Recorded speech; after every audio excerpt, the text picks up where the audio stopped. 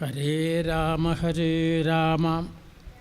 രാമ രാമ ഹരേ ഹരേ, ഹരേ കൃഷ്ണ കൃഷ്ണ കൃഷ്ണ ഹരേ ഹരേ. ഹരേ രാമ രാമ രാമ ഹരേ ഹരേ, ഹരേ കൃഷ്ണ കൃഷ്ണ കൃഷ്ണ ഹരേ ഹരേ. ഹരേ രാമ രാമ രാമ ഹരേ ഹരേ, ഹരേ കൃഷ്ണ കൃഷ്ണ കൃഷ്ണ ഹരേ ഹരേ. യോ ബ്രഹ്മാണം വിദധാതി പൂർവം യോ വൈ വേദാംശ്ച പ്രഹിണോതി തസ്മൈ തം ഹദേവമാത്മബുദ്ധിപ്രകാശം മുമുക്ഷുർവൈ ശരണമഹം പ്രപദ്യേ. സച്ചിദാനന്ദരൂപായ കൃഷ്ണായ ക്ലിഷ്ടകർമ്മണേ നമോ വേദാന്തവേദ്യായ ഗുരവേ ബുദ്ധിസാക്ഷിണേ. ഹസ്തിമസ്തകമസ്തോകം വസ്തു സ്വസ്തികൃതസ്തു ന യത്തു പ്രത്യൂഹവിധ്വസ്തിം വിധത്തേ വസ്തുതസ്തുതം. കോമളം കൂജയൻ വേണും ശ്യാമളോയം കുമാരക വേദവേദ്യം പരം ബ്രഹ്മ ഭാസതാം പുരതോ മമ. സർവത്ര ഗോവിന്ദനാമസങ്കീർത്തനം, ഗോവിന്ദ ഗോവിന്ദ.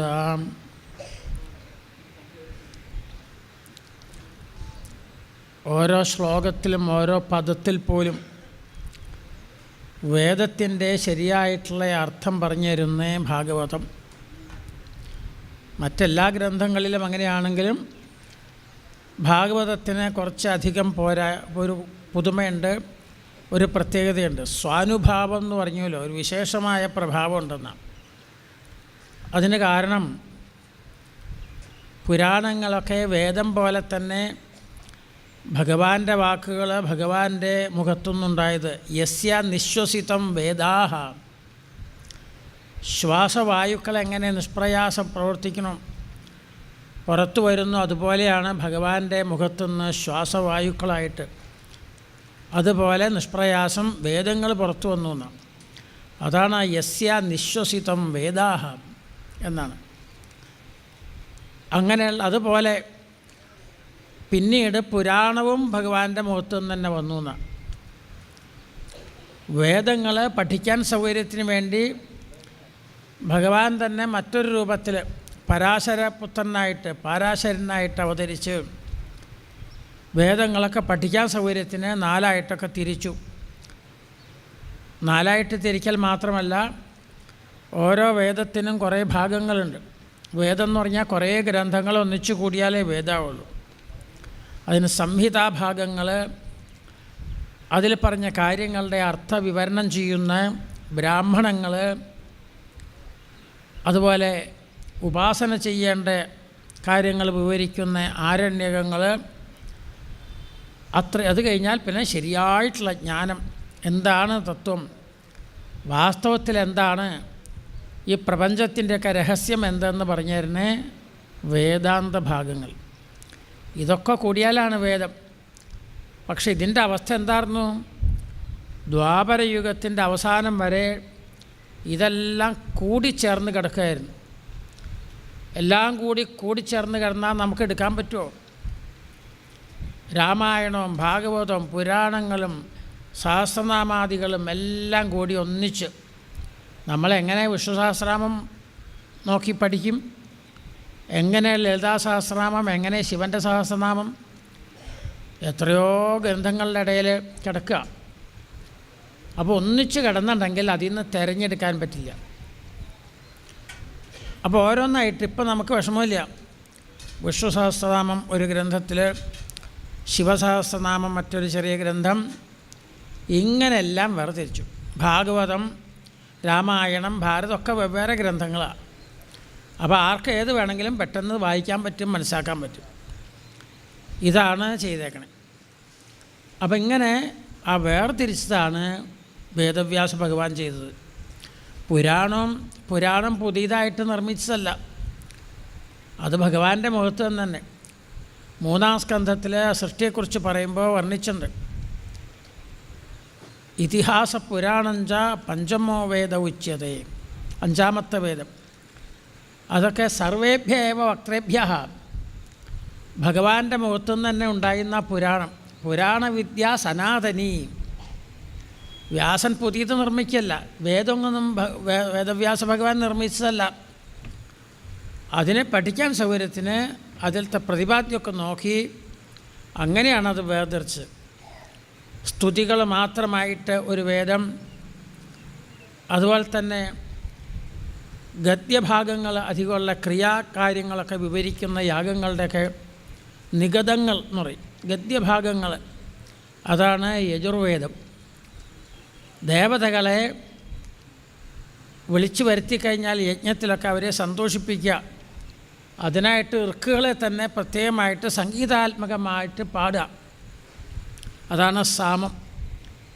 വേദമന്ത്രങ്ങൾ തന്നെയാണ്, ഋഗ്വേദത്തിലൊക്കെയുള്ള മന്ത്രങ്ങൾ തന്നെയാണ്. പക്ഷെ അത് സംഗീതാത്മകമായിട്ട് ഇന്നന്ന ദേവതകൾക്ക് ഇന്നന്ന രാഗം, കാലത്താണീ ഒന്ന്, വൈകുന്നേരമാണീ ഒന്ന്, അങ്ങനെയൊക്കെ നിയമങ്ങളുണ്ട്. സാധാരണ സംഗീതത്തിന് തന്നെ അങ്ങനെ ഉണ്ടല്ലോ. എല്ലായ്പ്പോഴും എല്ലാ രാഗവും ആളുകൾക്ക് കേട്ടാൽ ഒരു രുചി വരില്ല, ഇഷ്ടമുണ്ടാവില്ല. ചില സമയത്ത് അതിന് കൂടുതൽ ഒരു സൗന്ദര്യം ഉണ്ടാവും. അപ്പോൾ അങ്ങനെ അതനുസരിച്ചൊക്കെയാണ് സാമത്തിൽ അത് ഇന്ന രാഗത്തിൽ ഇന്ന തരത്തിൽ വേണം എന്നൊക്കെ പ്രത്യേകമായിട്ട് പറഞ്ഞേക്കാം. അപ്പോൾ ഈ ഏർപ്പാടൊക്കെ ചെയ്തതാണ്. അപ്പോൾ ഇങ്ങനെ വേറെ തിരിക്കുകയാണ് വേദവ്യാസ ഭഗവാൻ ചെയ്തത്. അപ്പോൾ പുരാണം പുതിയതായിട്ട് നിർമ്മിക്കലല്ല, ഉള്ളതിനെ ഒന്ന് വേർതിരിക്കുക, വേദങ്ങൾ വേർതിരിച്ച പോലെ ഒന്ന് വേർതിരിക്കുകയാണ് വ്യാസഭഗവാൻ ചെയ്തത്. ആ വേർതിരിക്കലും കുറേ കാര്യങ്ങളുണ്ട്. വൈഷ്ണവമായിട്ട് ഉള്ളത്, ശൈവമായിട്ടുള്ളത്, ശാക്തേയമായിട്ടുള്ളത്, ഇങ്ങനെയൊക്കെ പുരാണങ്ങൾ. അതുപോലെ തന്നെ സാത്വികമായിട്ടുള്ളത്, രാജസമായിട്ടുള്ളത്, താമസമായിട്ടുള്ളത്, ഇങ്ങനെ പലതരത്തിലുള്ള പുരാണങ്ങൾ. എല്ലാവർക്കും ഒരേപോലെയുള്ള കഥകളോ ഉപദേശങ്ങളോ അല്ല ഇഷ്ടപ്പെടുക.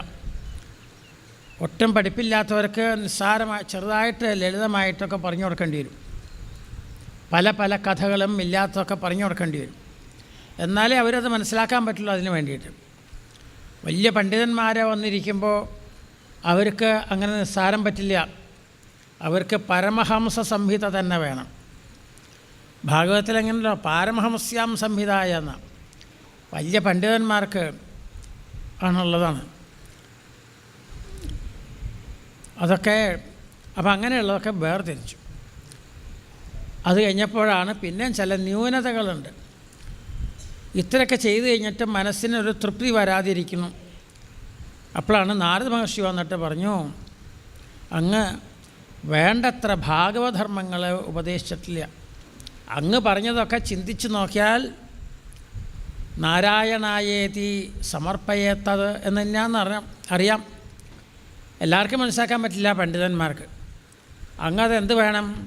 സാധാരണക്കാർക്ക് വ്യക്തമായി പറഞ്ഞു കൊടുത്താലേ മനസ്സിലാവുള്ളൂ. വ്യംഗ്യമായിട്ടൊന്നും പറഞ്ഞാൽ മനസ്സിലാവില്ല. അതുകൊണ്ട് എന്ത് വേണം? നാരായണായേതി സമർപ്പയേത്തത് കായേന വാചാ മനസേന്ദ്രിയൈർവാ ബുദ്ധ്യാത്മനാ വാ പ്രകൃതേ സ്വഭാവാത് കരോതി യദ്യൽ സകലം പരസ്മൈ നാരായണായേതി സമർപ്പയേത്തത് എന്ന് പറഞ്ഞു കൊടുത്താൽ സാധാരണക്കാർക്ക് മനസ്സിലാവും. അതല്ലെങ്കിൽ ചിന്തിച്ച് മനസ്സിലാക്കാൻ 100 ആൾ പഠിച്ചിട്ടുണ്ടെങ്കിൽ ഒരാൾക്ക് പറ്റിയത്രയേ ഉള്ളൂ. അപ്പോൾ അതുകൊണ്ട് വരാൻ പോകുന്ന കലിയുഗം അതിഭയങ്കരം. അല്പബുദ്ധികളും അല്പായുസ്സുകളാവും. അങ്ങ് നിർമ്മിച്ച ഈ ഗ്രന്ഥങ്ങളൊക്കെ എത്ര വലുതാണ്. 1.25 ലക്ഷം ശ്ലോകമുള്ള മഹാഭാരതം, 81,000 ചില്ലാനം ശ്ലോകമുള്ള സ്കന്ദപുരാണം, ഇതൊക്കെ ഒരു പ്രാവശ്യം ഒന്ന് വായിക്കണമെങ്കിൽ തന്നെ പറ്റണില്ല. വെറും 700 ശ്ലോകങ്ങൾ മഹാഭാരതത്തിലുള്ളത്, ഭഗവത്ഗീത, അതുപോലും മുഴുവൻ വായിക്കാത്ത ആളുകളുണ്ടാവും. അത് വായിക്കാൻ സമയം കിട്ടിയില്ല, വായിച്ചില്ല എന്ന് പറയും. അങ്ങനെയുള്ള ആളുകളോട് മഹാഭാരതം വായിച്ചിട്ടുണ്ടോ എന്ന് ചോദിക്കുന്നതിന് വല്ല അർത്ഥമുണ്ടോ? അപ്പോൾ അതുകൊണ്ട് അങ്ങനെ പോരായ്മകൾ, അതാണ് പോരായ്മ. വേറെ പോരായ്മകളൊന്നുമില്ല. ഈ യുഗത്തിന് യോജിച്ചതായില്ല എന്ന് അത് പറഞ്ഞ് ഉദാഹരണമൊക്കെ ഭഗവത് കഥാശ്രവണത്തിൻ്റെ മഹത്വമൊക്കെ ആത്മകഥയിൽ കൂടെ വ്യക്തമാക്കി അങ്ങനെ അവസാനം നിർമ്മിച്ചതാണ് ഇതിഹാസ പുരാണാനാം സാരം സമുദ്ധൃതം. എല്ലാത്തിൻ്റെ അങ്ങോട്ട് സാരമെടുത്തു. ചിലതിനെ കുറച്ച് വിസ്തരിക്കേണ്ടി വരും, ചിലതിനെ ചുരുക്കേണ്ടി വരും. അങ്ങനെ എത്രയോ അധ്യായങ്ങളിലാണ്. മറ്റ് പുരാണങ്ങളിലൊക്കെ ഹരിശ്ചന്ദ്രൻ്റെയൊക്കെ ചരിത്രം പറയാം. ഇവിടെ അത് ഒരധ്യായം, ചെറിയൊരു അധ്യായത്തിൽ 9-ാം സ്കന്ധം വായിക്കുമ്പോൾ കേട്ടിട്ടുണ്ടാവും ഹരിശ്ചന്ദ്ര ചരിത്രം. മറ്റ് 40ഓളം അധ്യായങ്ങൾ മറ്റ് പുരാണങ്ങളിലൊക്കെ. ദേവീ ഭാഗവതത്തിൽ പോലും ഒരു 18-19 അധ്യായങ്ങളിൽ ഹരിശ്ചന്ദ്ര ചരിത്രം. ആ സത്യത്തിൻ്റെ സത്യം വദ എന്നൊരു വാക്കുണ്ട് പ്രധാനമായിട്ടുള്ള. സത്യം വദ ധർമ്മം ചര എന്നൊക്കെ. ആ സത്യം വദ എന്നുള്ളതിൻ്റെ വ്യാഖ്യാനമാണ് ഇതൊക്കെ തന്നെ. സർവം സത്യേ പ്രതിഷ്ഠിതം സത്യാന്നാസ്തി പരോ ധർമ്മ. എത്ര പ്രമാണങ്ങൾ. അപ്പോൾ അതിനെ കാണിക്കാനാണ്. അത് അത്രയും വിസ്തരിക്കണ്ട, ഒന്ന് ചുരുക്കിക്കോളൂ എന്ന് പറഞ്ഞാണ് നാരദ മഹർഷിയുടെ ഉപദേശപ്രകാരമാണ് വ്യാസഭഗവാൻ അതിനെയും ചുരുക്കിയത്. ഇങ്ങനെ ഓരോ ഭാഗങ്ങൾ ചുരുക്കി ഇങ്ങനൊരു ഗ്രന്ഥം ശ്രീമദ് ഭാഗവതം. ഭാഗവതം എന്ന് മറ്റ് ഗ്രന്ഥങ്ങൾക്കൊന്നും പേരിട്ടില്ല. അതൊക്കെ അഗ്നിപുരാണം, വായുപുരാണം, സ്കന്ദപുരാണം, കൂർമ്മപുരാണം എന്നൊക്കെ പേരിട്ടു. എന്താ കാരണം? അതിൽ ഈ ഭാഗവതധർമ്മം ഭഗവാനെക്കുറിച്ച് വേണ്ടത്ര വർണ്ണിച്ചിട്ടില്ല. അതുകൊണ്ടാണ് ഭാഗവതത്തിന് പേരിട്ടു. കാരണം ഭഗവാനെക്കുറിച്ച് മാത്രമേ, ഭാഗവതധർമ്മങ്ങൾ മാത്രമേ ഇതിൽ വർണ്ണിച്ചിട്ടുള്ളൂ. ഒരക്ഷരം പോലും അധികം പറഞ്ഞിട്ടില്ല. അതാണ് ഭാഗവതത്തിന് ഒരു പ്രാധാന്യം കൂടുതലുണ്ട് എന്ന് പറയാൻ കാരണം. ആ ശ്ലോകേ പദേ പദേ തൽകഥാസുതു വേദാർത്ഥ. വേദം പഠിച്ചു കഴിഞ്ഞാൽ ഇന്നത് ചെയ്യണം, ഇന്നത് ചെയ്യണ്ട എന്ന് നല്ല അറിവ് കിട്ടും. ആ ഭാഗവതം പഠിച്ചാലും അതുപോലെ തന്നെയാണ്. ഇന്നതാണ് മനുഷ്യൻ്റെ കർത്തവ്യം, ഇന്നതൊക്കെ വേണ്ടാത്തതാണ്, നമുക്ക് ദുഃഖം ഉണ്ടാക്കുന്നതാണ്, അത് ഒഴിവാക്കണം എന്നൊരു ബോധം ഉണ്ടാക്കി തീർക്കും. അതാണ് ഭാഗവതത്തിൻ്റെ ഒരു പ്രത്യേകത. എല്ലാം ഇതിലുണ്ട്. ശ്രീമദ് ഭാഗവതേ മഹാമുനികൃതേ കിം വാ പരൈഹി. ഇനി എന്തിനാ മറ്റുള്ളതൊക്കെ? ഈ ഭാഗവതമുള്ളപ്പോൾ അതിൽ ശരിയായിട്ടുള്ള ധർമ്മം അനുഷ്ഠിക്കുന്നവരെ എല്ലാ ദുഃഖമില്ലാതാക്കുന്നത് പറഞ്ഞിട്ടുണ്ടല്ലോ ഭാഗവതത്തിൽ. അപ്പോൾ മറ്റൊന്നും അന്വേഷിച്ച് പോകണ്ടെന്ന് എന്നൊക്കെ പറഞ്ഞിട്ടുള്ള. അതാണ് ശ്രീമദ് ഭാഗവതത്തിൻ്റെ ഒരു മഹത്വം പറയാനുള്ളത്. അങ്ങനെയുള്ള ആ ഭഗവാന്റെ മധുരാലീലകളും പിന്നെ ദ്വാരകാലീലയൊക്കെ നമ്മൾ കേട്ടുകൊണ്ടിരിക്കുക. രുക്മിണീ സ്വയംവരാദികളൊക്കെ നമ്മൾ ഇന്നലെ കേട്ടു. എല്ലാം തന്നെ ഈ ലോകത്തിനെ ഓരോ കാര്യങ്ങൾ പഠിപ്പിക്കാൻ വേണ്ടിയിട്ടാണ്. കൃഷ്ണാവതായി രുക്മിണീ സ്വയംവരം എന്തിനാ ഭഗവാൻ ഇങ്ങനെ ഒരു അത്ഭുത ലീല? അവർ നിത്യ ദമ്പതിമാരാണ്, ലക്ഷ്മി നാരായണന്മാരാണ്. പിന്നെ വിവാഹത്തിൻ്റെ ഒന്നും ആവശ്യമില്ല. അപ്പോൾ ശരിയായിട്ടുള്ള തൻ്റെ രൂപം കൃഷ്ണാവതാരത്തിലെ കൃഷ്ണൻ ആരാന്നൊന്നും പലർക്കും മനസ്സിലായിട്ടില്ല. ഒക്കെ ദേവകീ നന്ദനൻ, വസുദേവപുത്രൻ, ചിലർ നന്ദനന്ദനൻ എന്ന് പറയും. ഇങ്ങനെയൊക്കെ തന്നെ ഉള്ളൂ. സാക്ഷാൽ ഭഗവാനാണെന്ന് അധികമൊന്നും ആരും പറയില്ല. ഗോപികകൾ മാത്രം ഒരു സന്ദർഭത്തിൽ വന്നപ്പോൾ സാക്ഷാൽ ഭഗവാൻ തന്നെയാണ് എന്ന് പറഞ്ഞിട്ടുണ്ടെന്ന് മാത്രം. അങ്ങനെ അപൂർവം ചിലരെ ആളുകളെ പറഞ്ഞിട്ടുള്ളൂ. ഓരോരുത്തർക്കും ഓരോ രീതിയിലാണ് കാണാൻ കഴിഞ്ഞതാണ്. മല്ലാനാമശനീഹി എന്നാണ്. നൃണാം നരവരഹ സ്ത്രീണാം സ്മരോ മൂർത്തിമാൻ. ഇങ്ങനെയൊക്കെ ആളുകൾക്ക് മനസ്സിലായിട്ടുള്ളൂ. വലിയ ആളുകളാണ്, പറഞ്ഞിട്ട് കാര്യമില്ല, അവർക്ക് മനസ്സിലായിട്ടില്ല ആ ഭഗവാന്റെ അപാരമഹിമ.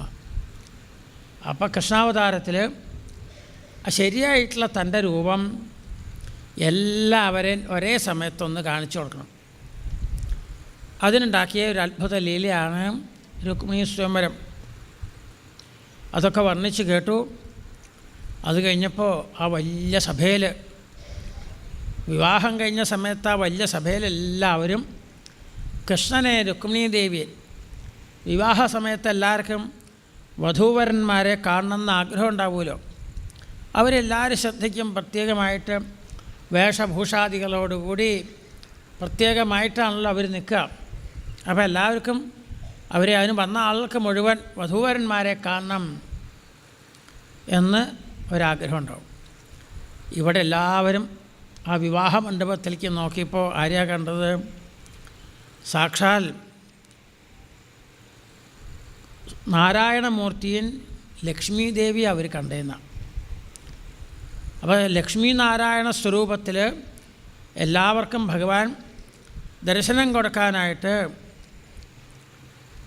പ്രത്യേകം ഉണ്ടാക്കിയിട്ടുള്ള ഒരു അത്ഭുത ലീലയാണ് രുക്മിണി സ്വയംവരം. എല്ലാവരും ആ ലക്ഷ്മി നാരായണന്മാരെ കൺകുളിർക്കെ കണ്ടു. എല്ലാവർക്കും സർവ്വ ഐശ്വര്യങ്ങളും ഭഗവാൻ അന്ന് അതിൽ വന്നവർക്ക് മുഴുവൻ കൊടുക്കുകയും ചെയ്തു എന്നാണ് അവിടെ വർണ്ണിച്ച് നിർത്തിയത്. ദ്വാരകായാമഭൂദ്രാജൻ മഹാമോദപുരൗഹസാം രുക്മിണ്യാരമയോപേതം ദൃഷ്ട്വാ കൃഷ്ണം ശ്രിയപതിം. സാക്ഷാ നാരായണമൂർത്തിയും ലക്ഷ്മി ദേവിയാണ്. എല്ലാവരും കാണുകയും ചെയ്തു.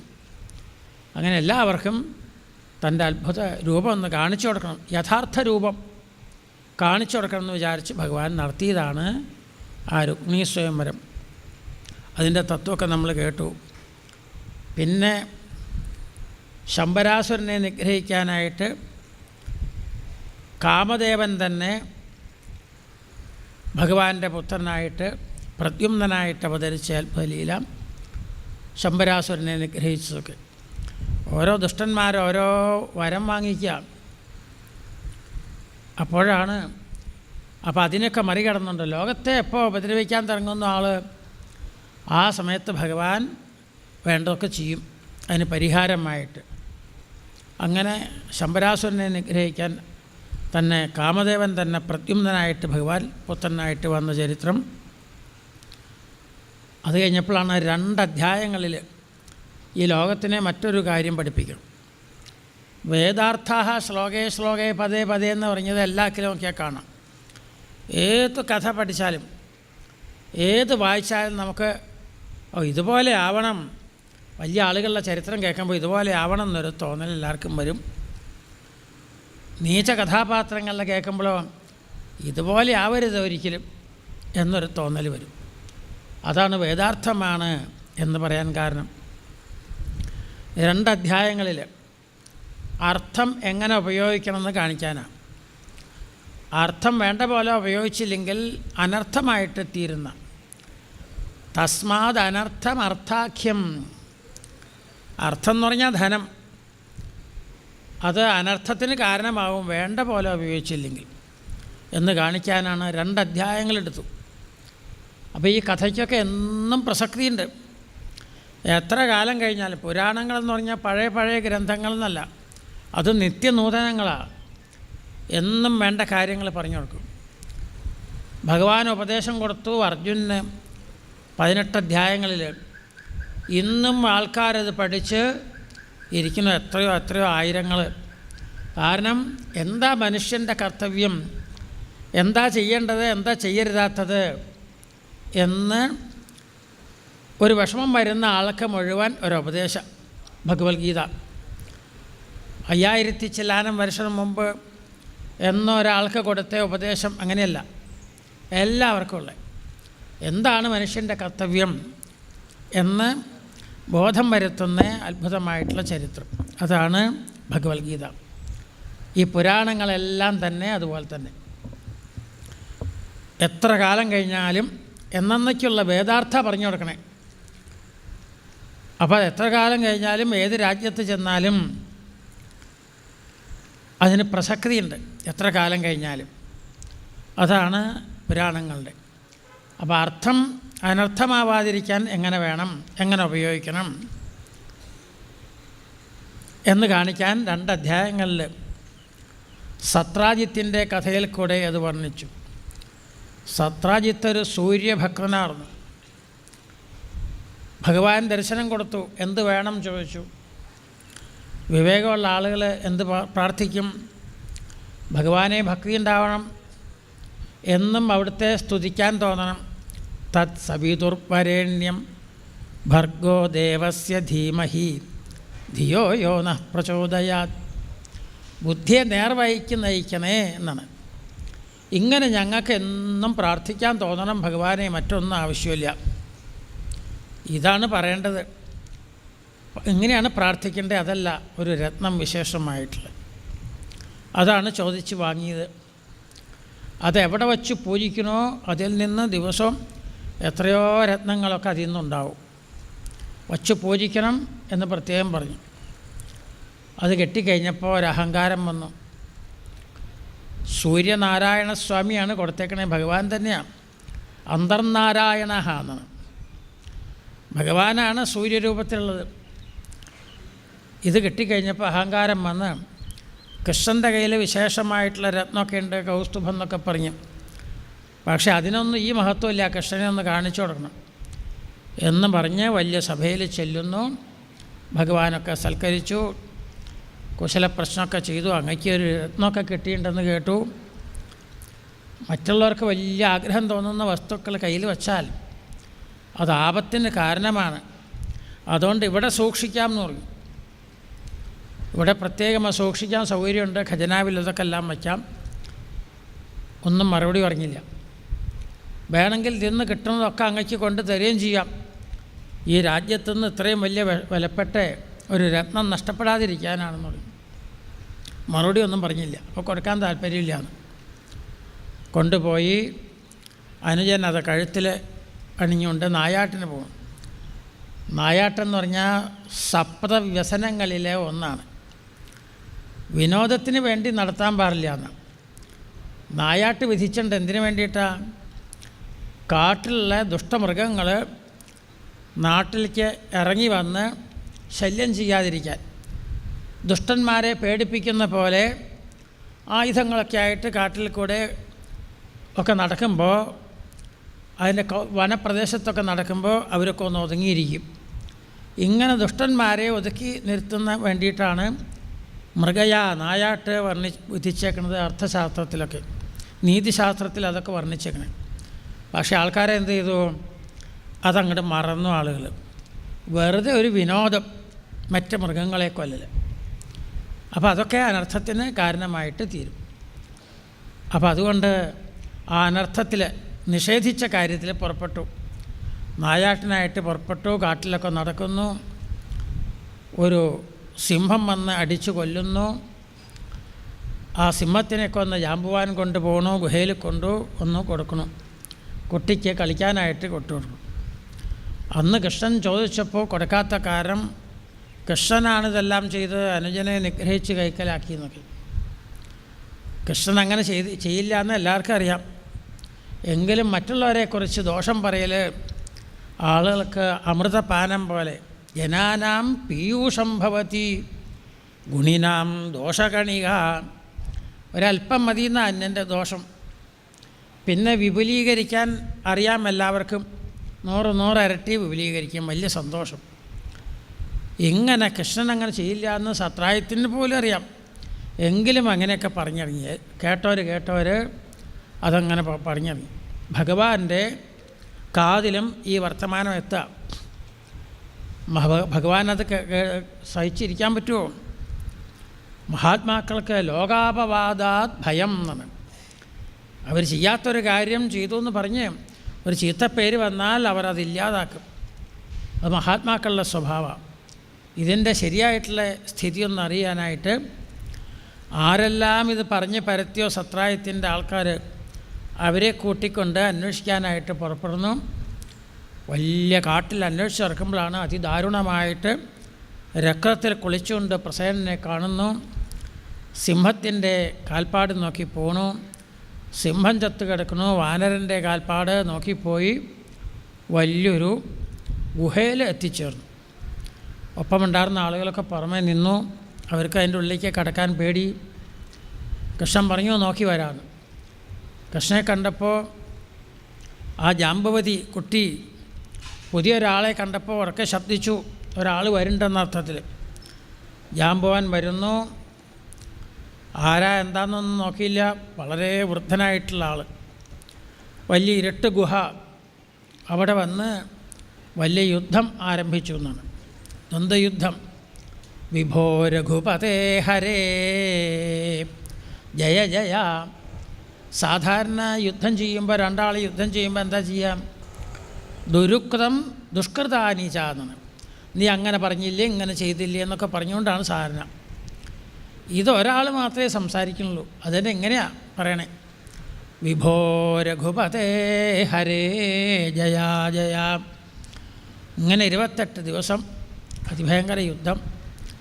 ജാമ്പവാൻ ഭഗവാൻ ചിന്തിച്ചു, ഭഗവാന്റെ നാമം ജപിച്ചുകൊണ്ടാണ് ജാമ്പവാൻ്റെ യുദ്ധം. ഭഗവാനോട് കൂടിയിട്ടാണ്.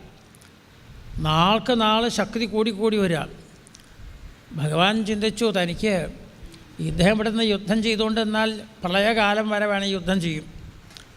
തനിക്ക് എന്തെല്ലാം കാര്യങ്ങൾ ചെയ്യാൻ ബാക്കി കിടക്കണു. അതുകൊണ്ട് താൻ ആരാന്ന് മനസ്സിലാക്കണം, അനുഗ്രഹിക്കണമെന്ന് വിചാരിച്ച് ഭഗവാൻ ഒന്ന് ശക്തിയായിട്ട് അടിച്ചപ്പോൾ പെട്ടെന്ന് മറിഞ്ഞു വീഴുന്നു. എന്നെ യുദ്ധത്തിൽ അടിച്ച് വീഴ്ത്തണമെങ്കിൽ ആ മഹാപ്രഭുവായിട്ടുള്ള ശ്രീരാമചന്ദ്രസ്വാമിക്കല്ലാതെ ആർക്കും എന്നെ വീഴ്ത്താൻ പറ്റില്ല. എന്തെങ്കിലും ഒരു തെറ്റ് പറ്റിയോ എന്ന് വിചാരിച്ച് വളരെ വിഷമിച്ച് കണ്ണ് തുറന്ന് ശ്രദ്ധിച്ച് നോക്കുമ്പോഴാണ് സാക്ഷാൽ ഭഗവാനാണ് നിൽക്കുന്നത്. ശ്രീരാമചന്ദ്രസ്വാമിയാണ്. ഭഗവാനെ അവിടെ നിന്ന് അനുഗ്രഹിക്കാൻ വന്നിട്ട് ഇങ്ങനെ വിവേകമില്ലാണ്ട് പെരുമാറിയല്ലോ, ക്ഷമിക്കണേ ക്ഷമിക്കണേ എന്ന് പറഞ്ഞു. ഭഗവാൻ പറഞ്ഞു, എൻ്റെ നാമം ജപിച്ചുകൊണ്ട് എൻ്റെ ഭക്തൻ എന്ത് ചെയ്താലും ഞാനൊരു പൂജ പോലെയാണ് സ്വീകരിച്ചിരിക്കണം എന്നൊക്കെ പറഞ്ഞു. അത് കഴിഞ്ഞിട്ടാണ് ഈ രത്നം കാരണം എൻ്റെ പേരിൽ ഒരപവാദം, ഒരനർത്ഥം പറഞ്ഞ് പരത്തിയേക്കണം, അതൊന്ന് ഇല്ലാതാക്കാനാണ് വന്നത്. ഈ രത്നം ഒന്ന് കൊണ്ടുപോയിട്ട് ഉടനെ കൊണ്ടുവരാമെന്ന് പറഞ്ഞു. അപ്പോഴാണ് ഇത് രത്നമാണെന്ന് പോലും ജാമ്പവാൻ മനസ്സിലാക്കുന്നത്. സാധാരണ അവർക്ക് സമലോഷ്ടാശ്മ കാഞ്ചനാഹ എന്നാണ്. അവർക്കൊരു മണ്ണാങ്കട്ട ആയാലും ഒരു രത്നമാണെങ്കിലും അമൂല്യ രത്നമൊക്കെ ആണെങ്കിൽ അവർക്കെല്ലാം ഒരുപോലെയാണ്. അവർ അതിൽ തതസ്തു ഗാംഗേയം അധസ്തു വാതൃണം നതേ വിശേഷഗ്രഹണം വിധന്വതേ. ഈ വന്ന് അവരെ കയ്യിൽ കിട്ടിയ സാധനം തതസ്തു ഗാംഗേയം. ഗാംഗേയം എന്ന് പറഞ്ഞാൽ സ്വർണം. അധാസ്തു വാതൃണം, ഒരു പുൽക്കൊടി ആയാലും വേണ്ടില്ല. നതേ വിശേഷഗ്രഹണം വിധന്വതേ. അതാണ് സമലോഷ്ടാശ്മ കാഞ്ചന. ഇങ്ങനെയൊക്കെയുള്ള ഉപനിഷത്ത് വാക്യങ്ങൾ പോലും കവികൾ അതിനെടുത്ത് മനോഹരമായിട്ട് ഉണ്ടാക്കും. കവികളുടെ അതിൽ കിട്ടുമ്പോൾ കൂടുതൽ ഹൃദ്യമായിട്ട് തീരും, ആളെ കൂടുതൽ ആകർഷിക്കും. ഇതാണ് എന്തൊന്നും നമ്മൾ പറയണോ, എന്തോ നമ്മൾ എഴുതണോ, അതൊക്കെ തന്നെയാണ്. യാനേവ ശബ്ദാൻ വയമുല്ലിഖാമഹ യാനേവ ശബ്ദാൻ വയമാലപാമഹ. നമ്മൾ എന്തെഴുതണോ, നമ്മൾ എന്ത് പറയണോ അത് തന്നെയാണ്. താനേവ അതെടുത്തുകൊണ്ട് കവികളെന്ത് ഒരു പ്രത്യേകമായിട്ട് വിന്യസിച്ച് ലോകത്തെ മുഴുവൻ മതിപ്പിക്കണോ, സന്തോഷിപ്പിക്കണോ എന്നാണ്. കവികൾക്ക് വേണ്ടി കുറേ വാക്കുകൾ വേറെ, സാധാരണക്കാർക്ക് കുറേ വാക്കുകൾ, അങ്ങനെ ഭാഷയിൽ വെവ്വേറെ വാക്കൊന്നുമില്ല. പക്ഷേ എൻ്റെ വിന്യാസവിശേഷ ഭേദൈഹി സമ്മോഹയന്തേ കവയോ, അങ്ങനെയാണ്. അതേ വാക്ക് വച്ച് അവരും എടുത്തു വയ്ക്കുമ്പോൾ അതിനൊരു പ്രത്യേകത ഉണ്ട്. അങ്ങനെ അവരെ സന്തോഷിപ്പിക്കും. ഇങ്ങനെയാണ് ചെയ്യണേ.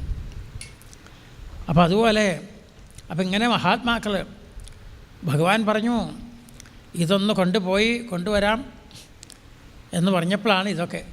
അപ്പോൾ ജാമ്പവാൻ്റെ ദൃഷ്ടിയിൽ കുട്ടിക്ക് കളിക്കാൻ കൊടുക്കാമെന്നല്ലാണ്ട് ഇത് എന്ത് സാധനം ഒന്നും നോക്കിയില്ല. ആ കുട്ടിയിലുള്ള സ്നേഹം കൊണ്ട് അത് കൊടുത്തു എന്ന് പറഞ്ഞു. ഇങ്ങനെയൊക്കെ പറഞ്ഞപ്പോഴാണ് ഭഗവാനെ ഇതൊന്നും അറിഞ്ഞില്ല എന്ന്. എന്നാൽ ഈ കുട്ടിയും കൂടി അങ്ങ് സംരക്ഷിക്കണം എന്ന് പറഞ്ഞ് ജാമ്പവതിയെ ഭഗവാൻ സമർപ്പിക്കണം. കൃഷ്ണനെ കാണാതെ ഒപ്പം പോയ ആളുകളെല്ലാം തിരിച്ചു വന്നു. ഇതാ വലിയ ഗുഹയിൽ പ്രവേശിച്ചു. യുദ്ധത്തിൻ്റെ ശബ്ദം കേൾക്കുന്ന അടിപിടിയൊക്കെ. ഞങ്ങളെ കാത്തിരുന്ന് പോന്നതാന്ന് പറയും. വസുദേവർക്കും ദേവകിക്ക് വല്ലാതെ വിഷമമായി. എത്ര ദിവസങ്ങളായി, എത്രയെല്ലാം വിഷമിച്ച് ഉപാസന ചെയ്തിട്ടുണ്ടായ ഒരു ഉണ്ണിയ. എങ്ങനെ വിഷമിച്ചിരിക്കുമ്പോഴാണ് നാരദ മഹർഷി അവിടെ വന്ന് ദേവീ ഭാഗവതം വായിച്ചോളൂ എന്ന് പറഞ്ഞു എന്നാണ് അവിടെ ആ കഥ. 9ാമത്തെ ദിവസം പൂർത്തീകരിച്ചപ്പോഴേക്കും കൃഷ്ണൻ ഇതാ വന്നു ചേർന്നു എന്നാണ്. ഇത് കഴിഞ്ഞിട്ടാണ് രത്നം എല്ലാവരുടെ മുമ്പിൽ വെച്ച് തന്നെ എങ്ങനെയാണിത് കിട്ടിയതെന്നൊക്കെ ബാക്കിയുള്ളവർ പറഞ്ഞ് അങ്ങ് ധരിച്ചിട്ടുണ്ടാവില്ലേ, കയ്യിൽ വെച്ചോളാൻ പറഞ്ഞു. അല്ലാതെ വിഷമായി സത്യഭാമയെ കൊടുത്തു. രത്നം അങ്ങ് തന്നെ കയ്യിൽ വെച്ചോളാനും പറഞ്ഞു. പിന്നെയും പല അനർത്ഥങ്ങൾ.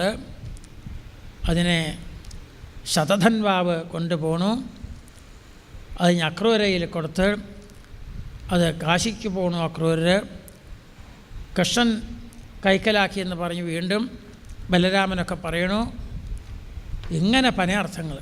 സത്രായത്തിനെ നിഗ്രഹിച്ചതൊക്കെ ശതധൻവാവിന്. അപ്പോൾ എത്രയോ ആളുകൾക്ക് വിഷമം വന്നു, മരണം പോലും സംഭവിച്ചു. ഇത് എവിടുന്നാണ് തുടങ്ങിയത്? കൃഷ്ണന് സമർപ്പിച്ചില്ല. അതേവ ഉത്തമം ദ്രവ്യം.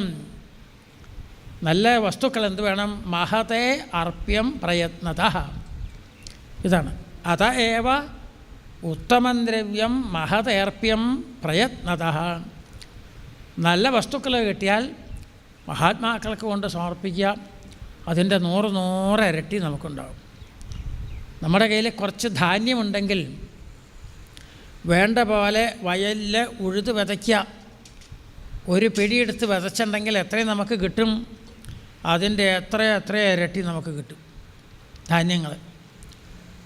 അതിൽ നിന്നൊരല്പം വീണ്ടും എടുത്തിട്ട് വീണ്ടും വിതയ്ക്കുക.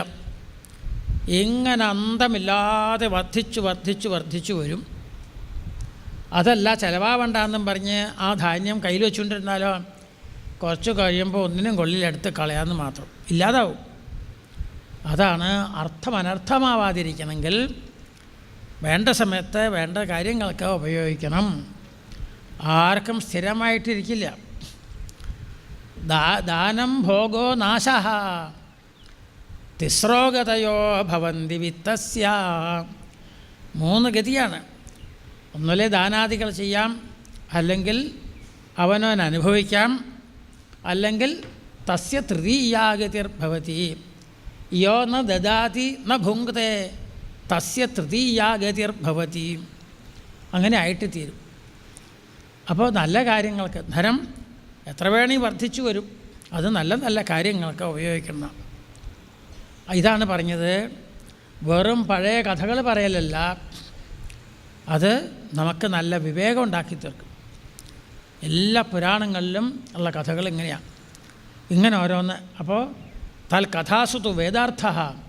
അപ്പോൾ ഈ കഥ വേണ്ട പോലെ കേട്ട് പഠിച്ചാൽ കുറേ ധനമുണ്ടാകുമ്പോൾ ആൾ ചിന്തിക്കും എങ്ങനെ ഉപയോഗിക്കണം, എന്തിനു വേണം എന്ന് പറഞ്ഞ് നിസ്സാരമായിട്ടുള്ള കാര്യത്തിന് ഉപയോഗിക്കരുത്, നല്ല നല്ല കാര്യത്തിന് വേണമെന്ന് ബോധം വരും.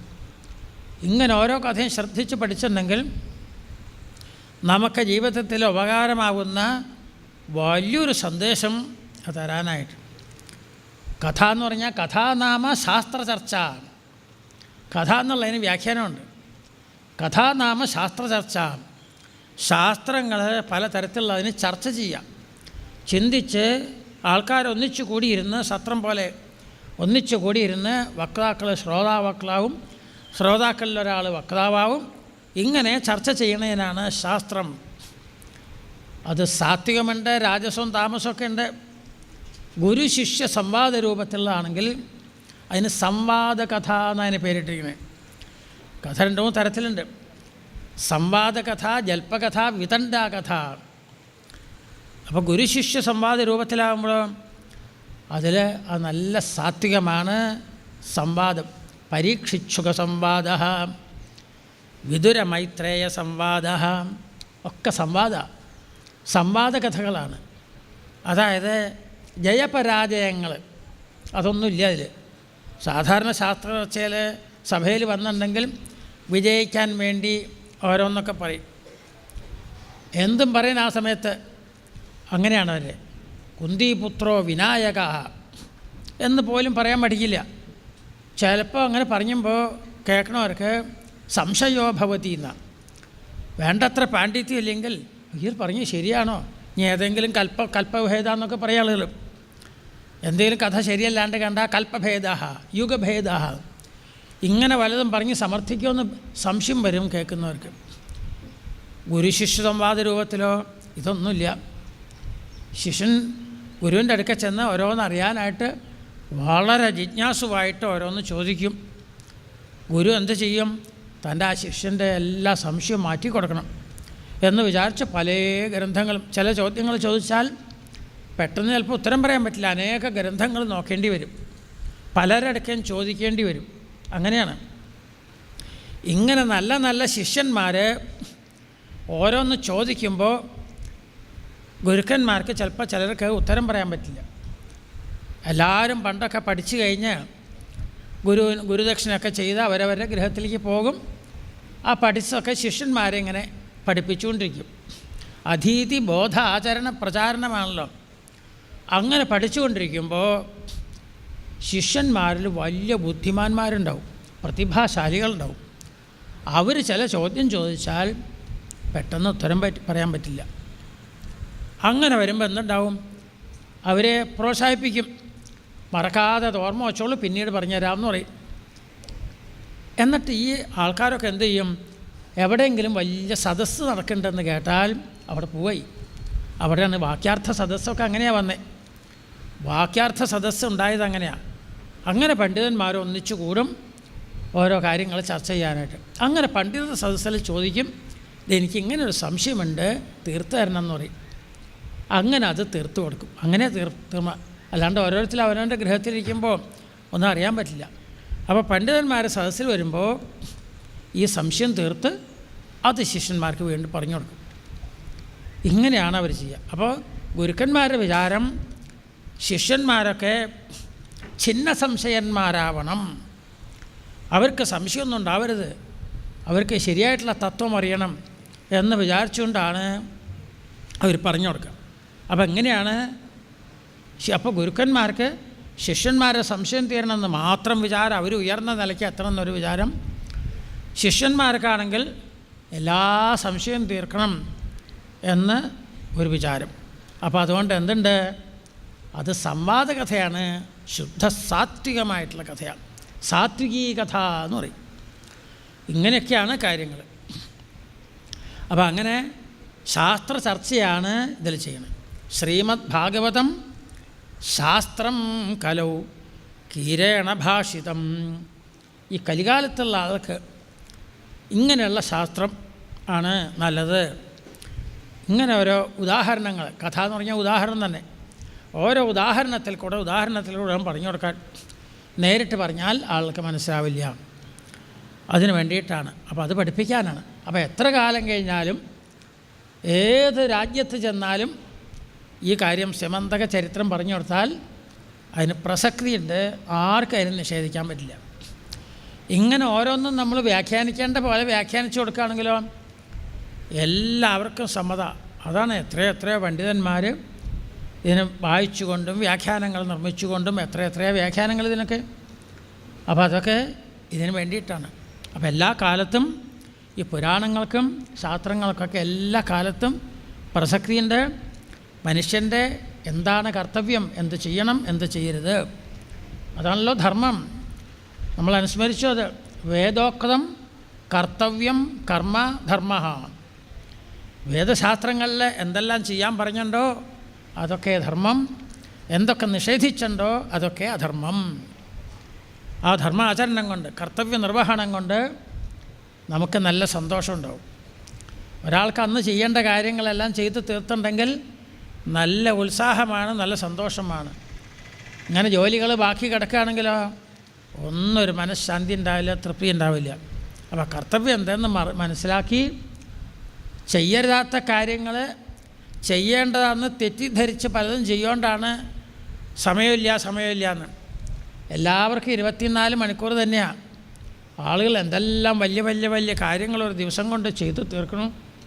അപ്പോൾ ഇവിടെ ഒരാൾക്ക് മാത്രമായിട്ട് സമയമില്ലാണ്ട് വന്നേ, സമയം ധാരാളമാണ്.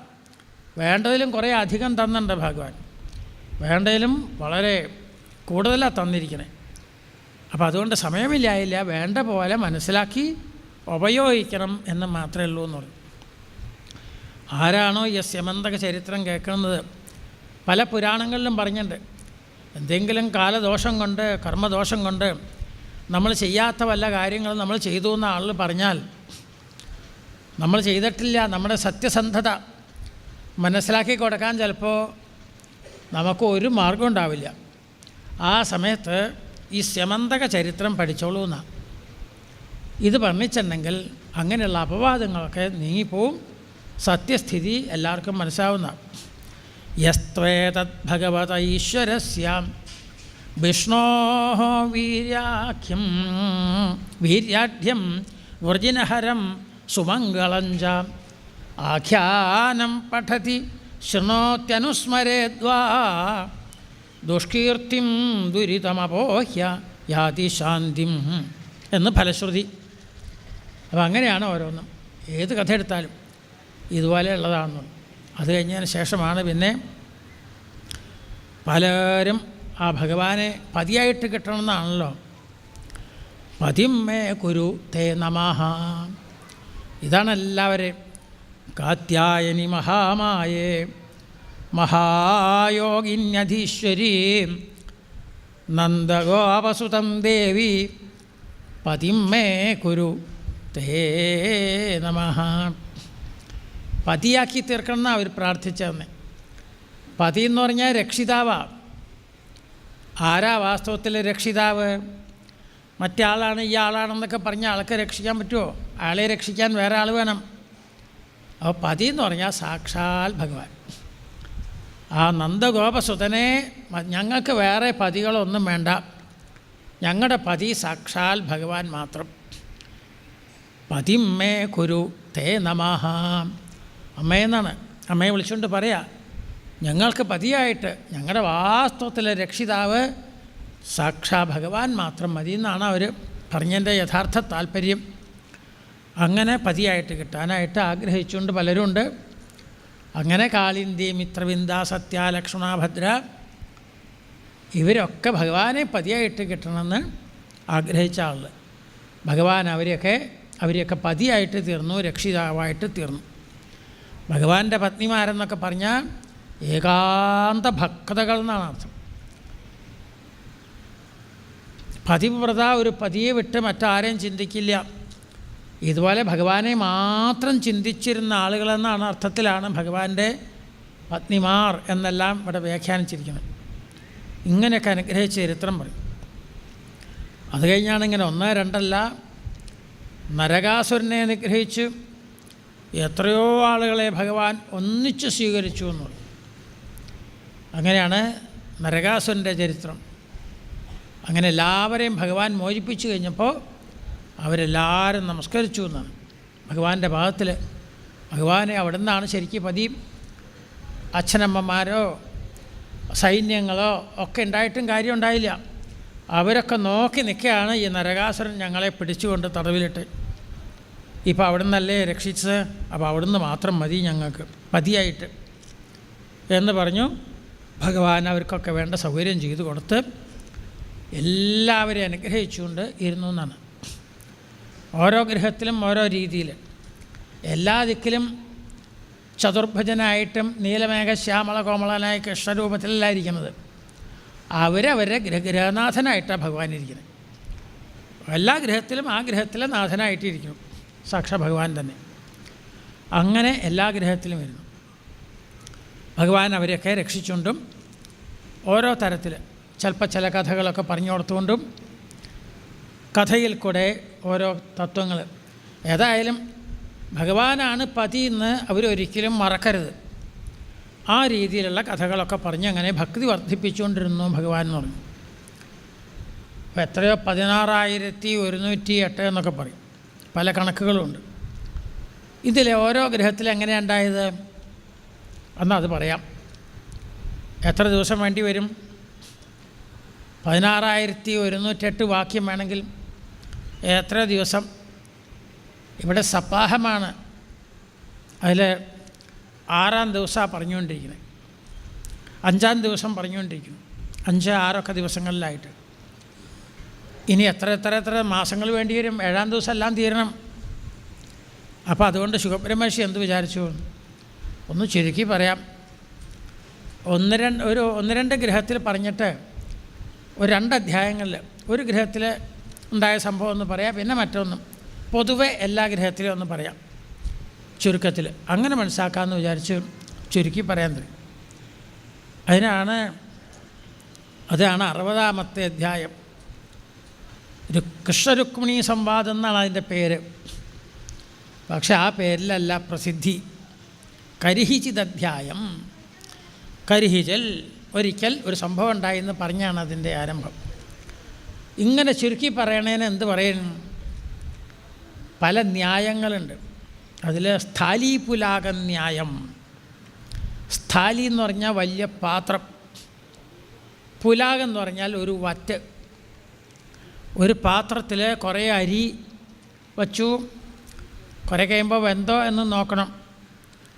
എന്നാൽ എല്ലാം കൂടി എടുത്ത് നോക്കുമോ? ഒരെണ്ണം നോക്കിയാൽ മതി. എത്ര പറ അരി വച്ചാലും വേണ്ടില്ല, എത്ര വലിയ ചെമ്പായാലും വേണ്ടില്ല, അത് വെന്തോന്ന് നോക്കാൻ അതിൽ നിന്ന് 1-2 എണ്ണം എടുത്തു നോക്കിയാൽ മനസ്സിലാവും. അപ്പോൾ വലിയ സ്ഥാലിയിലിരിക്കുന്ന പുലാകം വറ്റ് 1-2 എണ്ണം നോക്കിയിട്ട് മറ്റത് എങ്ങനെയെന്ന് മനസ്സിലാക്കണ പോലെ ഒരു ഉദാഹരണത്തിൽ കൂടെ മറ്റു കാര്യങ്ങളെല്ലാം മനസ്സിലാക്കി തരാം. ആണ് സ്ഥലീപുലാകന്യായേന വർണ്യതേ. ഇങ്ങനെ ചുരുക്കി പറയുന്ന ദിക്കിലൊക്കെ ഗ്രന്ഥങ്ങളിൽ കാണാം. ഇതെന്തോ സ്ഥലീപുലാകന്യായേന ഇങ്ങനെ ചുരുക്കി പറയണതിന്. അങ്ങനെ സ്ഥലീപുലാക ന്യായമായാലേ ഇത് തീരുള്ളൂ 7 ദിവസം കൊണ്ട് എന്ന് വിചാരിച്ചുകൊണ്ട് അങ്ങനെ പറയാം. അതിനാണ് കൃഷ്ണരുക്മിണീ സംവാദത്തെ വർണ്ണിക്കാൻ തുടങ്ങിയത്. രുക്മിണിയാണെങ്കിൽ വളരെ സന്തോഷിച്ച് ആ ഒരു ബ്രാഹ്മണനെ കിട്ടിയല്ലോ ദൂതനായിട്ട് ചെന്ന് പറയാനും. ആ ആൾ ചെന്ന് പറഞ്ഞപ്പോഴേക്കും ഇതാ കൃഷ്ണൻ വന്നു, തന്നെ സ്വീകരിച്ചു. കൃഷ്ണൻ്റെ അപാര ആ ഭക്തവാത്സല്യവും എല്ലാം ചിന്തിച്ചുകൊണ്ടിരിക്കുക. ഭഗവാനെയൊക്കെ പരിചരിച്ചുകൊണ്ട് ഭഗവാൻ ചിന്തിച്ചു, ഈ ഭക്തിക്ക് ഒരു കാലത്തും ഒരു കുറവ് വരരുത്, അത് വർദ്ധിക്കേ പാടുള്ളൂ എന്ന് വിചാരിച്ചുകൊണ്ട് ഭഗവാൻ ഒരു ദിവസം പറയാനാരംഭിച്ചു. രാജകുമാരി എന്ന് വിളിച്ചുകൊണ്ട് രുക്മിണിക്ക് ഞാൻ ചിന്തിച്ചു നോക്കുമ്പോൾ എന്തെല്ലാം ഗുണങ്ങളാണ്, എല്ലാ ഗുണങ്ങളും ഉണ്ട്. പക്ഷേ വിവാഹ സമയത്ത് വേണ്ടത്ര ആലോചിച്ചില്ല. ഈ ഒരു ഗുണമില്ലാത്ത എന്നെ വിവാഹം കഴിച്ചുല്ലോ. ഒരു ഗുണമില്ലാത്ത ആളെ വിവാഹം കഴിച്ചാൽ ജീവിതത്തിലെ വല്ല സുഖം ഉണ്ടാവുമോ? എനിക്കാണ് യാതൊരു ഗുണസ്പർശം പോലും ഇല്ല. കുറച്ചെന്തെങ്കിലും മതിയായിരുന്നു. ഒരു ഗുണമില്ല, ഞാൻ നിർഗുണനാണ്, ഒരു ഗുണമില്ലാത്ത ആളാണ്. അങ്ങനെയുള്ള ആളെ വിവാഹം കഴിച്ചു. ഇനി ഗുണങ്ങളൊന്നും വേണ്ട, ധാരാളം ധനമുണ്ടെങ്കിൽ മതിയാവും. എന്നാൽ അതൊക്കെ ഉപയോഗിച്ച് ലൗകികമായിട്ടുള്ള ഓരോ സുഖങ്ങളൊക്കെ നേടാം. എനിക്കാണെങ്കിൽ ഒരു ധനവും ഇല്ല, എനിക്ക് അല്പം പോലും ധനം എനിക്കില്ല. എന്നാൽ എനിക്ക് ധനമില്ലെങ്കിൽ എൻ്റെ ആൾക്കാർ കൂടെ കുറേ ആൾക്കാരുണ്ടല്ലോ, ഇവർക്കൊക്കെ ധാരാളം ധനം ഉണ്ടെങ്കിൽ മതിയായിരുന്നു. അവരും ഒന്നുമില്ലാത്ത ആൾക്കാരാണ്. ഒന്നുമില്ലാത്ത ആൾക്കാരാണ് എൻ്റെ കൂട്ടുകാർ. എനിക്ക് ഒന്നുമില്ല. പിന്നെ വീര്യശൗര്യ പരാക്രമങ്ങൾ ഉണ്ടെങ്കിൽ മതിയായിരുന്നു. എനിക്ക് അതുമില്ല. ഞാൻ ശത്രുക്കളെ പേടിച്ച് ഞാൻ സമുദ്രമധ്യത്തിലാണ് പോയിട്ട് താമസിക്കുന്നത്. അങ്ങനെ ഒരു ഭീരുവാണ് ഞാൻ, അങ്ങനെയുള്ള ആളാണ്. എന്നാൽ ഇങ്ങനെയുള്ള ഗുണങ്ങളൊന്നുമില്ല, ഇതൊന്നും വേണ്ട. സ്നേഹമുണ്ടെങ്കിൽ മതിയായിരുന്നു. നല്ല സ്നേഹമുണ്ടെങ്കിൽ മറ്റ് കുറവുകളൊന്നും അറിയില്ല. അതാണ് സ്നേഹത്തിന് അത്ര വലിയ ശക്തിയുണ്ട്. എനിക്കാണെങ്കിൽ രുക്മിണിയെ പ്രത്യേകം സ്നേഹമില്ല. അതുകൊണ്ട് ഇനിയിപ്പോൾ ശിശുപാലാദികളൊക്കെ രുക്മിണി ആഗ്രഹിച്ചുകൊണ്ടിരിക്കേണ്ട എത്രയോ കാലമായിട്ട് എവിടേക്കാന്ന് വെച്ചാൽ പൊക്കോളാൻ പറഞ്ഞു. ഇങ്ങനൊരു വാക്ക് ഇതിനുമുമ്പ് കേട്ടിട്ടേയില്ല. തന്നെ അങ്ങോട്ട് ഉപേക്ഷിക്കുമെന്നൊരു തോന്നൽ വന്നപ്പോഴേക്കും ശരീരമൊക്കെ തളർന്ന് വീഴാൻ പോണു. ഭഗവാൻ പെട്ടെന്ന് പിടിച്ച് എഴുന്നേൽപ്പിച്ചു. എന്നിട്ട് പറഞ്ഞു, എന്താ രുക്മിണി ഇങ്ങനെയൊക്കെ? ഞാൻ പറഞ്ഞതിൻ്റെ താല്പര്യം എന്താണെന്ന് മനസ്സിലാവാതെ ഇങ്ങനെയൊക്കെ വിഷമിക്കണത് എന്നും പറഞ്ഞിറങ്ങിയപ്പോഴാണ് ഭഗവാൻ പറഞ്ഞതിൻ്റെ അർത്ഥമൊക്കെ ശരിയായിട്ട് മനസ്സിലായി. നന്വേവമേ തദരവിന്ദ വിലോചനാഹ. ഭഗവാനെ അവിടുന്ന് എന്തെല്ലാം പറഞ്ഞതോ അതൊക്കെ സത്യമാണ്. എന്താ അത്? അവിടുത്തേക്ക് ഗുണങ്ങളൊന്നുമില്ല എന്നല്ലേ പറഞ്ഞത്? ശരിയാ, അവിടുന്ന് സത്വഗുണ രജോ ഗുണ തമോ ഗുണങ്ങൾക്ക് അതീതന, സാക്ഷാത് നിർഗുണ ബ്രഹ്മമാണ് അവിടുന്ന്. അത് മനസ്സിലാക്കി തരുകയല്ലേ ചെയ്തത് അവിടുന്ന് എന്ന്. അവിടുത്തെ യഥാർത്ഥ രൂപം യജ്ഞയായിട്ടുള്ള എനിക്കറിയാത്ത കാരണം അവിടുന്ന് ബോധ്യപ്പെടുത്തല്ലേ. അവിടുന്ന് ലോകത്തെ അനുഗ്രഹിക്കാനായിട്ട് സഗുണനായിട്ട് തീർന്നേക്കല്ലേ ഭഗവാനെ എന്ന് അതിന് വ്യാഖ്യാനം പറഞ്ഞു. പിന്നെ പറഞ്ഞു അവിടത്തേക്ക് ധനമില്ല എന്ന് പറഞ്ഞു. ശരിയാ, അവിടത്തേക്ക് വേറെ ഒരു ധനം വേണോ? ഈ പ്രപഞ്ചം മുഴുവൻ സൃഷ്ടിച്ച് പരിപാലിച്ച് സംഭരിക്കുന്ന ആളാണ്. അപ്പോൾ എന്തെങ്കിലും ഒന്നുണ്ടെങ്കിൽ അത് അവിടുത്തേടെയാണ് മുഴുവൻ എന്നല്ലേ പറഞ്ഞതിൻ്റെ. സർവധനനാണ് അവിടുന്ന് എന്നല്ലേ ശരിക്കായിട്ട് പറഞ്ഞതിൻ്റെ അർത്ഥം. അതല്ലേ അതിൻ്റെ ശരിയായിട്ടുള്ള അർത്ഥം അവിടുന്ന് ഉദ്ദേശിച്ചതെന്ന് പറഞ്ഞു. പിന്നെ അവിടുത്തേടെ ആളുകൾ ഒന്നുമില്ലാന്ന് പറഞ്ഞു, ഒന്നുമില്ലാത്തവരാന്ന് പറഞ്ഞു. ശരിയാ, മറ്റോരോന്ന് കെട്ടിക്കഴിയുമ്പോൾ ഭഗവാനെ മറക്കും, ഭഗവാന്റെ അടുത്തേക്ക് പോകാൻ തോന്നില്ല. മറ്റതൊക്കെ വളരെ തുച്ഛങ്ങളാണെന്ന് മനസ്സിലാക്കി സർവം ഉപേക്ഷിച്ച്, എല്ലാം ഉപേക്ഷിച്ച് ഭഗവാന്റെ വാക്ക് കേട്ട് ഭഗവാനെ പ്രാപിച്ച ആളുകളാണ്. അവരാണ് ശരിയായിട്ടുള്ള ആനന്ദം അനുഭവിക്കുന്നത്. സച്ചിദാനന്ദമൂർത്തിയുടെ അടുക്ക നിൽക്കുമ്പോഴാണ് ആ സച്ചിദാനന്ദം കിട്ടുക. അത് മനസ്സിലാക്കി മാറ്റതൊക്കെ നിസ്സാരമായിട്ട് ഉപേക്ഷിച്ച ആളുകളല്ലേ ഭഗവാനെ, ധന്യന്മാരല്ലേ അവിടുത്തെ സേവിച്ചുകൊണ്ട് നിൽക്കുന്നത് എന്ന് അതിന് വ്യാഖ്യാനിച്ചു. പിന്നെ പറഞ്ഞു ശത്രുക്കളെ ഭയപ്പെട്ട് സമുദ്രമധ്യത്തിൽ താമസിക്കുമെന്ന് പറഞ്ഞു. ശരിയാണ്, കാമക്രോധാദികളാകുന്ന ശത്രുക്കളില്ലാത്ത യോഗീശ്വരന്മാരുടെ ഹൃദയമാകുന്ന സമുദ്രമധ്യത്തിലല്ലേ ഭഗവാനെ അവിടുന്ന് ശോഭിച്ചുകൊണ്ടിരിക്കുന്നത്. അതല്ലേ പറഞ്ഞതിൻ്റെ ശരിയായിട്ടുള്ള താല്പര്യം എന്ന് പറയും. പിന്നെ അവിടുന്ന് പറഞ്ഞു എനിക്ക് യാതൊരു ആചാരങ്ങളും ഇല്ല, വർണ്ണാശ്രമധർമ്മമൊന്നുമില്ല എന്ന്. അവിടുത്തേക്ക് വർണ്ണാശ്രമധർമ്മം വേണോ? മറ്റുള്ളവർക്ക് ശുദ്ധിക്ക് വേണ്ടി അവിടുത്തെ പ്രാപിക്കാൻ വേണ്ടി പറഞ്ഞിടത്തല്ലേ വർണ്ണാശ്രമധർമ്മങ്ങൾ. അവിടെ അതിനൊക്കെ സൃഷ്ടിച്ച ആളാണ് വർണ്ണാശ്രമധർമ്മങ്ങളെ എന്ന് പറഞ്ഞ് അതിൻ്റെ വാസ്തവം വ്യാഖ്യാനം കൊടുത്തു.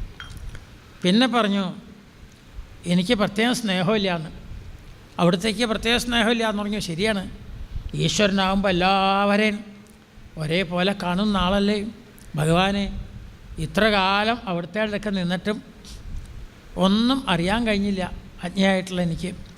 അപ്പോൾ എല്ലാം അവിടുന്ന് സാക്ഷാൽ ഭഗവാനാണ് എന്ന് ആ സത്യം ബോധിപ്പിക്കല്ലേ ഭഗവാനെ ഈ വാക്കുകളുടെ കൂടെ ഉണ്ടായിരുന്ന.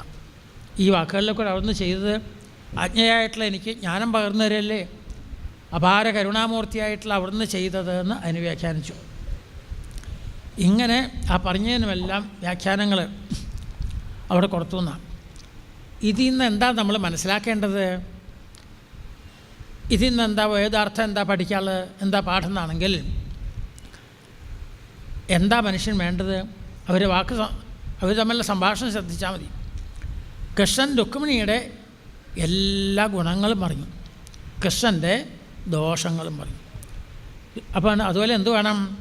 അന്യൻ്റെ ഗുണങ്ങൾ കാണുക, അന്യൻ്റെ ഗുണദോഷങ്ങളുണ്ടെങ്കിൽ അതിൽ ഗുണം മാത്രം കാണുക, അവനവന് ഗുണവും ദോഷവും ഉണ്ടെങ്കിൽ അതിൻ്റെ ദോഷം കണ്ട് പരിഹരിക്കുക. അവനവൻ്റെ ദോഷങ്ങൾ എന്താണെന്ന് മനസ്സിലാക്കി അതിങ്ങനെ പരിഹരിക്കാനായിട്ട് ശ്രദ്ധിക്കണം. അന്യൻ്റെ ഗുണങ്ങൾ മാത്രം കാണണം. ഇതാ മനുഷ്യൻ വേണ്ടതെന്ന് പഠിപ്പിക്കുക. ലോകത്തിൽ എന്ത് അനർത്ഥം ഉണ്ടായാലും ഇതെവിടുന്നാണ് തുടങ്ങിയെന്ന് നോക്കുക. എവിടുന്നാണ് ഈ വിഷമങ്ങൾ, ഈ കലഹങ്ങളൊക്കെ ഉണ്ടായെന്ന് നോക്കിപ്പോയാൽ എല്ലാവരും ചെന്ന് എത്തുന്നത് ഒരൊറ്റ ദിക്കിലാവും. എവിടെ? ഈ അന്യൻ്റെ ദോഷങ്ങൾ കാണലിൽ നിന്നാണ് എല്ലാ അനർത്ഥങ്ങളും ഉണ്ടാവുന്നത്. അത് എത്രയും പരിഹരിക്കാൻ കഴിയുന്നോ അത്രയും നന്മ വരും. 100 എണ്ണം ഉണ്ടെങ്കിൽ അതിൽ ഒന്ന് പരിഹരിച്ചാൽ അത്രയും നന്നായി. കൂടുതൽ പരിഹരിക്കും തോറും നമുക്ക് നന്മ, മനഃശാന്തി കൂടുതലായിട്ട് വരും. അപ്പോൾ ആൾക്കാരങ്ങനെയല്ല ചെയ്യാം. അന്യൻ്റെ ദോഷം അവനവൻ്റെ ഗുണങ്ങൾ. എന്നാൽ സാരില്ല, അന്യൻ്റെ ഗുണങ്ങൾ പോലും ദോഷങ്ങളായിട്ട് കാണും, അവനവൻ്റെ ദോഷങ്ങളെ ഗുണങ്ങളായിട്ടും കാണും. പിന്നെ അനർത്ഥബഹുളമല്ലെങ്കിലേ അത്ഭുതമുള്ളൂ. അതുകൊണ്ട് എന്താണ് ശരിക്കുള്ള അറിവ്? ശരിയായിട്ടുള്ള അറിവ് എന്തെന്ന് പണ്ഡിതന്മാർ വളരെ വളരെ കാലം ചിന്തിച്ചിട്ട് നമുക്ക് പറഞ്ഞു തന്നിട്ടുണ്ട്. ജ്ഞാനേഷു ആത്മീയദോഷപ്രമിതി അമിതലാളിത അമിതധീലാളിത യാ കദർത്ഥവ്യാവൃത്തിം കർത്തുമീഷ്ടേ പുനരപി കലിത ചിത്തശുദ്ധിം പ്രസൂതേ. പറഞ്ഞുതരാ. ജ്ഞാനേഷു ആത്മീയദോഷപ്രമിതി അമിതധീലാളിത. ഏതാ ശരിയായിട്ടുള്ള ജ്ഞാനമെന്ന് ചിന്തിച്ചപ്പോൾ അവനോനിലുള്ള ദോഷം ദോഷത്തിൻ്റെ അറിവാണ് ശരിയായിട്ടുള്ള അറിവെന്നാണ്. ഏറ്റവും വലിയ അറിവ് എന്താണെന്ന് ചോദിച്ചാൽ ആത്മീയ ദോഷപ്രമിതി, അവനവൻ്റെ ദോഷത്തിൻ്റെ ശരിയായിട്ടുള്ള തിരിച്ചറിവ്, അതാണ് ശരിയായിട്ടുള്ള ജ്ഞാനെന്നാണ്. അത് കണ്ട് പരിഹരിക്കുന്നവർക്ക് ഉത്തരോത്തരം ഐശ്വര്യം വന്നുകൊണ്ടിരിക്കും. അതുകൊണ്ട് അന്യൻ്റെ ആ ദോഷം കാണൽ പരിഹരിച്ച് ഗുണങ്ങൾ മാത്രം കാണൂ, അവനവൻ്റെ ദോഷം കണ്ട് പരിഹരിക്കാൻ നോക്കുമെന്നാണ് ഇവർ തമ്മിലുള്ള സംഭാഷണത്തിൻ്റെ വലിയൊരു സന്ദേശം. ഈ ഒരു സന്ദേശത്തിന് ഏത് രാജ്യത്ത് ആരെടുക്ക ചെന്ന് പറഞ്ഞാലും ഇതിന് പ്രസക്തിയുണ്ട്, പഴയതാവില്ല. നിത്യനൂതനാഹ എന്ന് പറഞ്ഞില്ലേ, നിത്യനൂതനങ്ങളാണ്. വെറുതെ പറഞ്ഞതല്ല.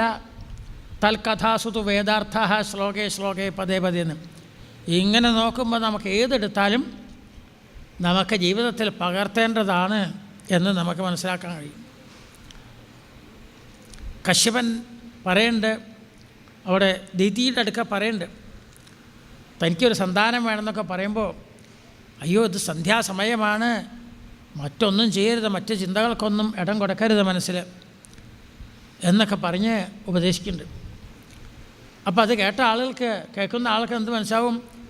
സന്ധ്യാമുപാസീത എന്നൊരു വാക്യമുണ്ട് വേദത്തിൽ. സന്ധ്യാസമയത്ത് അവനവൻ്റെ ഇഷ്ടദേവതയെ സ്മരിച്ചിരിക്കുകയോ ജപിച്ചിരിക്കുകയോ കുറച്ച് സമയം. അതിൽ പ്രാതസന്ധ്യൻ സായം സന്ധ്യയ്ക്കും കുറച്ച് പ്രാധാന്യം കൂടുതൽ, മധ്യാഹ്നസന്ധ്യയുണ്ട്. അതുകൊണ്ട് വളരെ ശ്രദ്ധിക്കണം. അപ്പോൾ അത് എന്താ മനസ്സിലാക്കുക? ഏതോ കാലത്ത് ഏതൊരു കശ്യപൻ എന്നൊരു പ്രജാപതി തൻ്റെ പത്നിക്ക് പറഞ്ഞു കൊടുത്തു എന്നല്ല, സന്ധ്യ ആകുമ്പോൾ നമുക്ക് ഓർമ്മ വരും. ഇത് കേട്ട ആളുകൾക്ക് ഈ സമയം മറ്റൊന്നിനും ഉപയോഗിക്കരുത്, സർവ്വ ഐശ്വര്യം വരണം എന്നുള്ള ആൾ സന്ധ്യോപാസന ചെയ്യണം എന്ന് ബോധം വരും. ഇങ്ങനെ ഓരോന്നും ശ്രദ്ധിച്ച് കേട്ടിട്ടുണ്ടെങ്കിൽ, ശ്രവണ മനനം ചെയ്തിട്ടുണ്ടെങ്കിൽ നിധിധ്യാസനം ഇതാണ് സിദ്ധാന്തം എന്ന് ഉറപ്പിക്കാനായിട്ട് പറ്റും. അങ്ങനെ കേൾക്കുന്നവർക്ക് എല്ലാ ഐശ്വര്യങ്ങളും ഉണ്ടാക്കും. എല്ലാ പുരാണങ്ങളും അതെ, എല്ലാ ശാസ്ത്രങ്ങളും അതെ.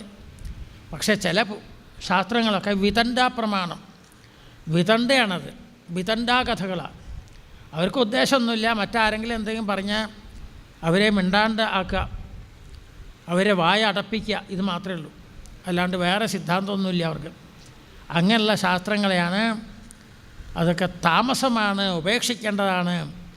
വെറുതെ സമയം പോക്കെന്നല്ലാണ്ട് അതിൽ നിന്നൊന്നും കിട്ടാനില്ല. സാത്വികമായിട്ടുള്ള വേദാന്താദികളെ നല്ല നല്ല കാര്യങ്ങൾ നമുക്ക് ഉപദേശിച്ചു തരണേ, കാര്യങ്ങൾ നമ്മൾ ഗ്രഹിക്കൂ എന്നാണ്. അപ്പോൾ അങ്ങനെയുള്ള ഗ്രന്ഥങ്ങളിൽ വിശേഷമായ ഒരു ഗ്രന്ഥമാണ്. മറ്റുള്ള ഗ്രന്ഥങ്ങളിൽ വന്ന പോരായ്മകൾ ഒക്കെ തീർത്ത് നാരദ മഹർഷിയുടെ മുഖത്തുനിന്ന് ഭഗവത് കഥാശ്രവണത്തിൻ്റെ അപാര മഹിമ മനസ്സിലാക്കി ലോകത്തിനുപകാരമാവാൻ കലികാലത്ത് വായിക്കാൻ പറ്റുന്ന രീതിയിൽ ഒരു 12 സ്കന്ധങ്ങളൊക്കെ ആയിട്ട് 335 അധ്യായങ്ങളും 18,000 ഗ്രന്ഥം, 32 അക്ഷരത്തിൻ്റെ ഒരു പേരാണല്ലോ ഗ്രന്ഥം, അങ്ങനെയാക്കി തീർത്തു എന്നാണ്. അപ്പോൾ അങ്ങനെയുള്ള ശ്രീമദ് ഭാഗവതം നിത്യനൂതനമാണ്. എത്രയും നമ്മൾ പഠിക്കുന്നുവോ അത്രയും നമുക്കതിൻ്റെ സർവ്വ ഐശ്വര്യവും അറിവും എല്ലാം നമുക്കുണ്ടാവും, ഭക്തിയോ എല്ലാം ഉണ്ടാവും. അങ്ങനെയുള്ള ശ്രീമദ് ഭാഗവതമാണ് നമ്മൾ ഈ പുണ്യഭൂമിയിലിരുന്ന്, ഈ തപോഭൂമിയിൽ ഇരുന്ന് എന്നും കേട്ടുകൊണ്ടിരിക്കുന്നത്. അപ്പം അങ്ങനെ പുണ്യഭൂമിയാകുമ്പോൾ പ്രത്യേകം നമുക്കൊരു സന്തോഷം, അവിടെ ഇരിക്കുമ്പോൾ തന്നെ ഒരു മനഃശാന്തി നമുക്ക് കിട്ടുന്നു. എത്രയും കേൾക്കാൻ കഴിഞ്ഞോ അതൊക്കെ നമുക്ക് വലിയൊരു ഭാഗ്യമായിട്ട് കരുതാം. ഇനി തുടർന്നുള്ള ചരിത്രങ്ങൾ ഇതുപോലെ തന്നെ ഓരോന്നും വലിയ സന്ദേശം തരുന്നതാണ്. ചിലത് നമുക്ക് പെട്ടെന്ന് കാര്യം മനസ്സിലാക്കാൻ പറ്റും, ചിലത് കുറച്ച് വിഷമമുണ്ടാവും മനസ്സിലാക്കാന്നേ ഉള്ളൂ. എപ്പോഴും നമുക്ക് ആവശ്യമുള്ളതാവില്ല, ചില സന്ദർഭങ്ങളിലാവും ചിലതിൻ്റെ ആവശ്യമെന്ന് മാത്രമേ ഉള്ളൂ. ഏതായാലും വലിയ കാര്യങ്ങൾ പറഞ്ഞു തരുന്ന ആ ഗ്രന്ഥം. ഇത്രയും പറഞ്ഞുകൊണ്ട് ഈ വാക്കുകൾ പുഷ്പാഞ്ജലി പോലെ ഇപ്പോൾ സമർപ്പിക്കുകയാണ്. തുടർന്നുള്ള ഭാഗങ്ങളൊക്കെ ഈ ശാസ്ത്ര ചർച്ച തുടരും, അതൊക്കെ നമുക്ക് ശ്രവിക്കാം. കായേന വാചാ മനസേന്ദ്രിയൈർവാ ബുദ്ധ്യാത്മനാ വാ പ്രകൃതേ സ്വഭാവാൽ കരോമി യദ്യൽ സകലം പരസ്മൈ നാരായണായേതി സമർപ്പയാമി. സർവേ ഭവന്തു സുഖിനഃ, സർവേ സന്തു നിരാമയാഃ, സർവേ ഭദ്രാണി പശ്യന്തു മാ കശ്ചിത് ദുഃഖഭാഗ് ഭവേത്. ഓം ശാന്തി ശാന്തി ശാന്തി. ഹരേ രാമ